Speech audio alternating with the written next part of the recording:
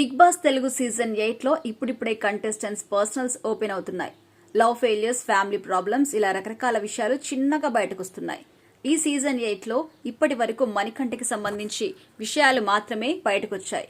అది కూడా అతను ఫస్ట్ వీక్ లో ఎమోషనల్ అయిపోయి తన విషయాలు ఒక్కొక్కటిగా బయటకు చెప్తూ వచ్చారు. ఇక తాజాగా మరో స్ట్రాంగ్ కంటెస్టెంట్ అయిన కిరాక్ సీత తన నవ్వు వెనుక ఉన్న విషాదాన్ని వెల్లడించింది. తాను లవ్ బ్రేకప్ కి సంబంధించిన విషయాన్ని వివరించింది. పెళ్లి వరకు వచ్చిన తన ప్రేమ ఎలా బ్రేకప్ అయింది, తాను ఎలా మోసపోయింది అనేది వివరించింది. సండే ఫండే ఎపిసోడ్ లో అందరి చేత కంటతడి పెట్టించిన సీత తాను మాత్రం హ్యాపీగానే ఈ విషయం చెప్పించింది. టాస్క్ లో భాగంగా 2 గ్రూపులకి సంబంధించి సమానమైన మార్కులు రాగా అందులో ఎవరైతే లేచి తమ జీవితంలో జరిగిన విషయాన్ని భయపడకుండా చెబుతారో వారిని విన్నర్స్ గా ప్రకటిస్తాను అని నాగార్జున చెప్పారు. దాంతో కిరాక్ సీత వెంటనే లేచి తన ఫెయిల్యూర్ లవ్ స్టోరీ చెప్పారు. ఆమె మాట్లాడుతూ, నా జీవితంలో కూడా లవ్ బ్రేకప్ ఉంది.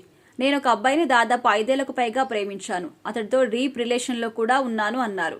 ఇక ఎంతో కష్టపడి పెళ్లి వరకు తీసుకురాగలిగాను. కానీ ఆ అబ్బాయి పేరెంట్స్ ఒప్పుకోలేదు.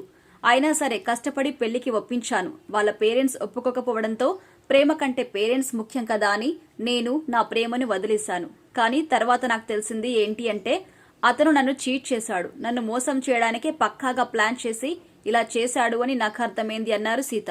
ఆ బాధ తట్టుకోలేకపోయాను. అందులో నుంచి కోలుకోవడానికి నాకు చాలా టైం పట్టింది.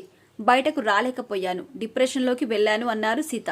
ఇక నాగార్జున కలుగజేసుకుని, మరి అందులో నుంచి ఎలా బయటపడ్డావు? అది చెబితే అందరికీ మంచి చేసిందనవుతావు అన్నారు. దాంతో తాను సైకియాట్రిస్ట్ ని కలిశానని వారొక్కటే అన్నారు. నీ గురించి ఎవరికైనా చెబితే కదా నీకు హెల్ప్ దొరికేది. ఎవరితో పంచుకోలేకపోతే నీకు సహాయం ఎవరు చేస్తారు అన్నారు. దాంతో నా ఫ్రెండ్స్ తో ఈ విషయం షేర్ చేసుకున్నా. ఆ తర్వాత నా లైఫ్ ఇంకా అద్భుతంగా అనిపించింది. చాలా హ్యాపీగా ఫీల్ అయ్యాను. అప్పుడు ఆ పెళ్లి తప్పిపోవడమే ఇప్పుడు నా లైఫ్ ఇంత ఆనందంగా మారడానికి కారణం. ఇప్పుడు చాలా సంతోషంగా ఉన్నాను అని నవ్వుతూ చెప్పింది సీత.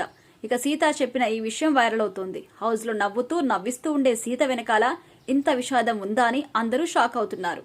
ఇక కిరాక్ సీత యూట్యూబ్ వీడియోస్ తో పాపులర్ అయింది. బోల్డ్ కంటెంట్ తో యువతను ఆకర్షించింది. సోషల్ మీడియాలో ఆమెకున్న ఇమేజ్ రీత్యా బేబీ మూవీలో ఆఫర్ దక్కింది. బేబీ మూవీ సీతకు మంచి పాపులారిటీ తెచ్చిపెట్టింది. బిగ్ బాస్ ద్వారా సీత మరింత పాపులర్ కాబోతోంది.